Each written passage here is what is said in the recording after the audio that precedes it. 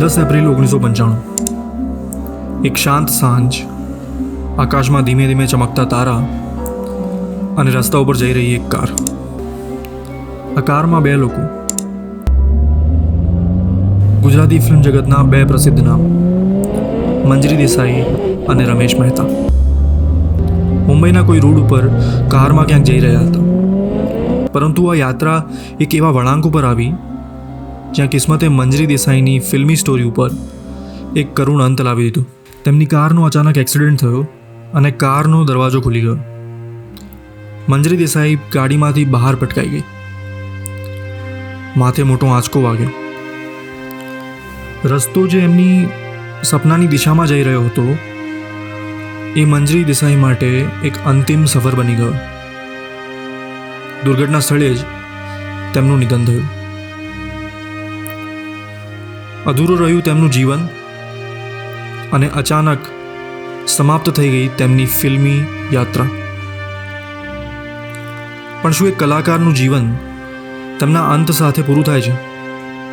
ક્યારેય નહીં. મંજરી દેસાઈ માત્ર એક નામ નહીં, એક વારસો છે.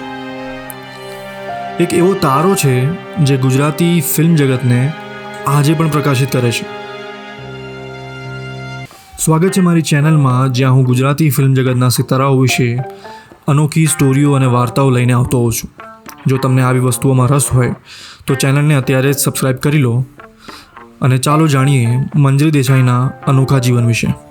વિડીયો શરૂ કરતાં પહેલાં હું એટલું કહેવા માંગીશ કે આ વિડીયોમાં જેટલી પણ માહિતી છે એ 100% સાચી નહીં હોય, કારણ કે ઘણી બધી માહિતી એમના વિશે શોધવામાં ખૂબ જ મહેનત કરવામાં આવી છે અને એમની પિક્ચર્સ, એમના વિશે કંઈ લખેલું એટલું બધું છે નહીં.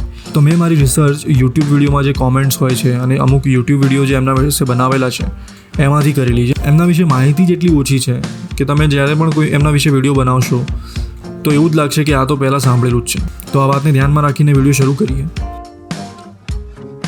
મંજરી દેસાઈ એક એવું નામ છે જે ગુજરાતી ફિલ્મના ઇતિહાસમાં ક્યારેય નહીં ભૂલાય. 1 જાન્યુઆરી 1950ના રોજ જન્મેલી મંજરી દેસાઈનું સાચું નામ ઉષા બોરીચા છે.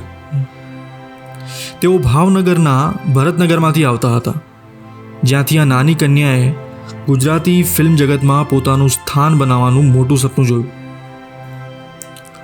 1971માં આવેલી તેમની પહેલી ફિલ્મ જેસલ તોરલ, જે તેમની કારકિર્દીની સૌથી મહત્વપૂર્ણ ફિલ્મ સાબિત થઈ.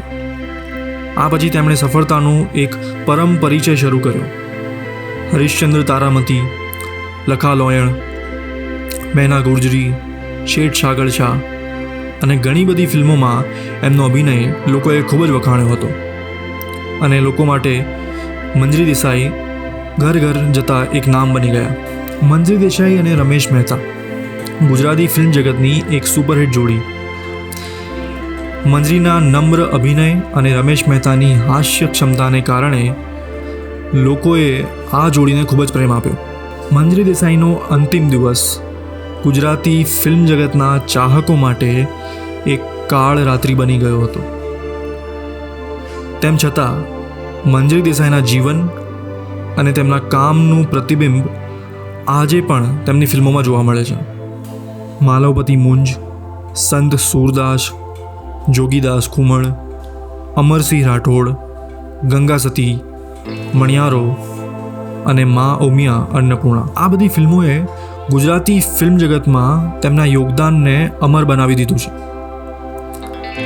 મંજરી દેસાઈનું જીવન આપણને શીખવે છે કે જીવન કેવળ લાંબુ જીવવા માટે નહીં, પણ લોકોના દિલમાં જીવવું જોઈએ. મંજરી દેસાઈ એક એવું નામ જેની ચમક આજે પણ ગુજરાતી ફિલ્મ જગતના આકાશમાં તપ્ત તારાની જેમ ચમકે છે. મંજરી દેસાઈ એક એવી કલાકાર હતી જેમની કલાની છાપ ક્યારેય ભૂસાશે નહીં. ગુજરાતી ફિલ્મ જગતની આ પ્રેમાળ અને પ્રેરણાદાયક કલાકારને હૃદયથી શ્રદ્ધાંજલિ. કલાકાર ક્યારેય મરતો નથી, એ અમર રહે છે અને સાબિત કરે છે મંજરી દેસાઈ એમની ફિલ્મોથી. તેઓ આજે પણ લોકોના દિલમાં રાજ કરે છે. તો આ હતો એક નાનો વિડીયો મંજરી દેસાઈના જીવન વિશે.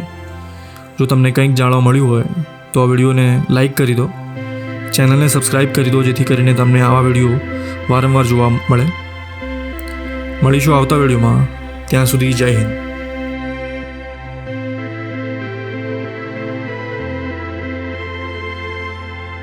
અને હા, એક વાત કહેવાનું ભૂલી ગયો, એટલા માટે અત્યારે અલગ રીતે વિડીયો બનાવું છું. તો એવું કહેવું હતું કે જો તમને કોઈ એવી વાત ખબર હોય મંજરી મેમ વિશે, એમના જીવન વિશે કે એમની ફિલ્મો વિશે, કંઈક એવું વાત, કંઈક અનોખી વાત જે તમે જાણતા હો જે આ વિડીયોમાં નથી, તો જરૂરથી કોમેન્ટમાં લખો. કારણ કે મેં જે માહિતી કીધી છે એ લગભગ 10% પણ નહીં હોય જે કદાચ બીજા લોકોને ખબર હશે.